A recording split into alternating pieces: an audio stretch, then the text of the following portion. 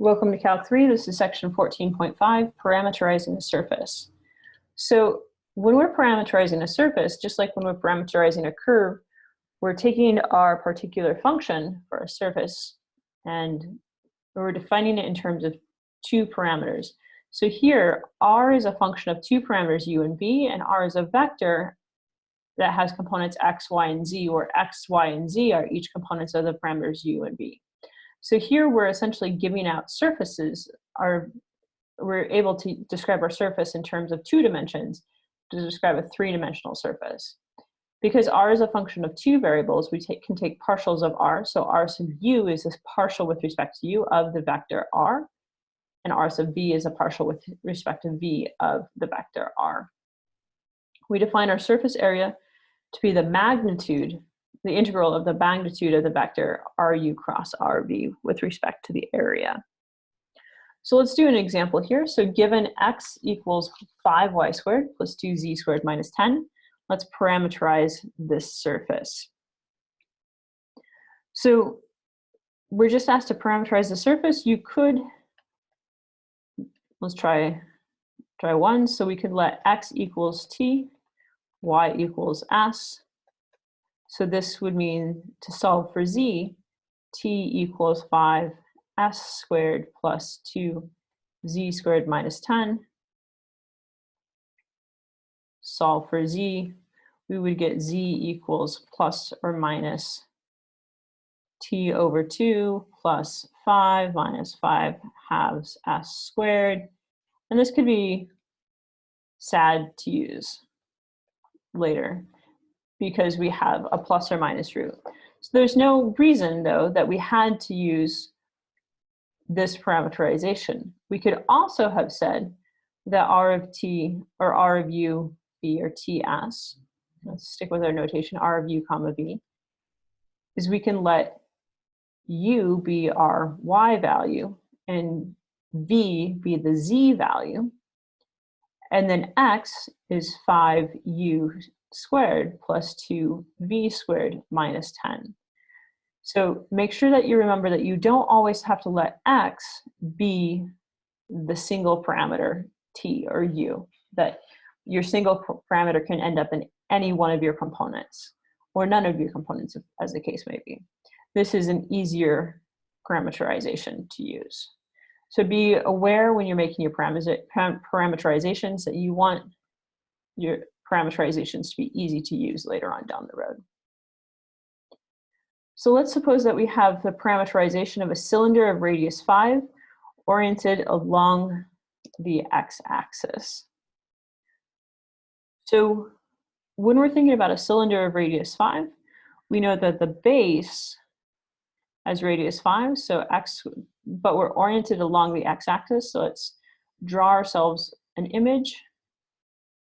Our base looks like this. If we're along the x-axis, this is our y and z. And along in three-dimensional space, if this is the x, y, and z, we have a circle along the x-axis, and our base, our cylinder, goes in this fashion here. So we need to parameterize this cylinder, so we need a way to sweep out the x-axis. So we know that R of u and v, when we're using cylindrical coordinates, we can think of how with radius 5, we're thinking about how to parameterize a circle. A circle, we can say, with radius 5, we can say R of t equals 5 cosine t, 5 sine of t. So this takes a circle in two dimensions and brings it down to a single dimension. So this means a cylinder, we want to jump it up a dimension, R of u comma v, or in this case, x comma theta. We can say let x vary according to the x-axis, y varies according to the y-axis, and z varies according to the z-axis. That would be a parameterization of the cylinder. Again, you could use u and v for your parameters. You can use theta or t it doesn't necessarily matter here. But this would be an idea of how to take a base, so something you know to start with a circle, and build it up to a cylinder. So let's find the surface area of the cap of a sphere of radius 4, bounded inside the cylinder x squared plus y squared equals 12, that lives above the xy plane. So let's recall for a moment that the surface area is the integral of the magnitude of RU cross RV with respect to the area. So we'll keep that formula in mind. So a sphere of radius 4 has the formula x squared plus y squared plus z squared equals 4 squared. So a rho is equal to 4. And so we have in spherical coordinates, x would be equal to rho sine phi cosine theta, y is equal to rho sine phi sine theta, and z is equal to rho cosine phi. So in spherical coordinates, these are our transforms that we might need. When we're looking at our cylinder of x squared plus y squared equals 12, if we're looking for the intersection between the cylinder and the sphere, we have to consider how these pieces work together. So we have x squared plus y squared plus z squared minus 4 squared. So 16 has to equal x squared plus y squared minus 12. This is the intersection of the sphere and the cylinder. What this yields us is that this implies that z squared has to equal 4. So z is equal to plus or minus 2. But since above, we're bounded above the xy plane, we choose z is equal to 2. So we've gotten ourselves a bound.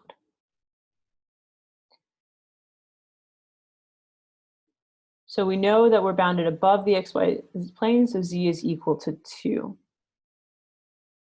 So we have z is equal to 2, and we have z is equal to rho cosine phi. So when we're looking to see what if we think about what the shape looks like, we have this sort of spherical shape above the xy plane. If this is our z-axis, as our phi goes downwards, here's our cylinder, and this is our phi here, we need to figure out what the measure of phi is. We start at phi equals 0, and we want to know how far down does it go in order until where it hits the cylinder, and that would be where z goes from 2 down to this 4 cosine phi. So we intersect 2 is equal to 4 cosine phi. So 2 is equal to 4 cosine phi implies that cosine phi equals 1/2.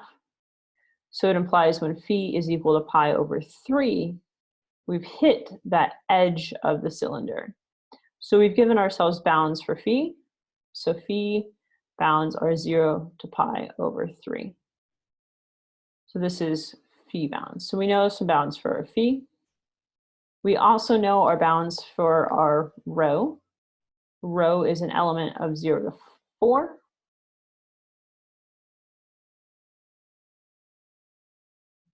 Or excuse me, rho is an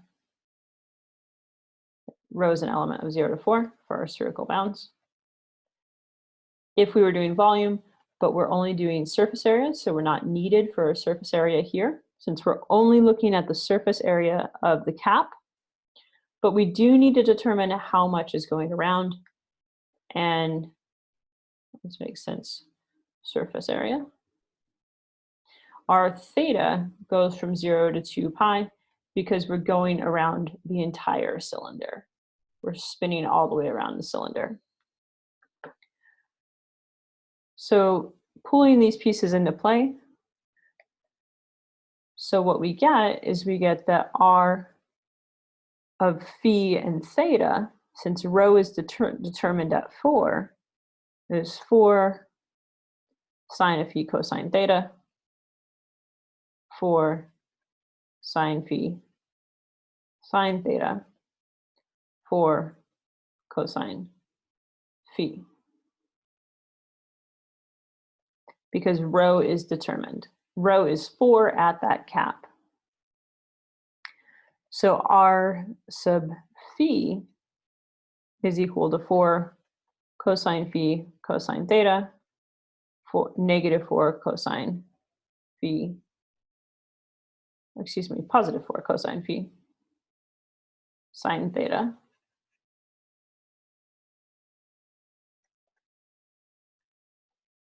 And then negative 4 sine phi.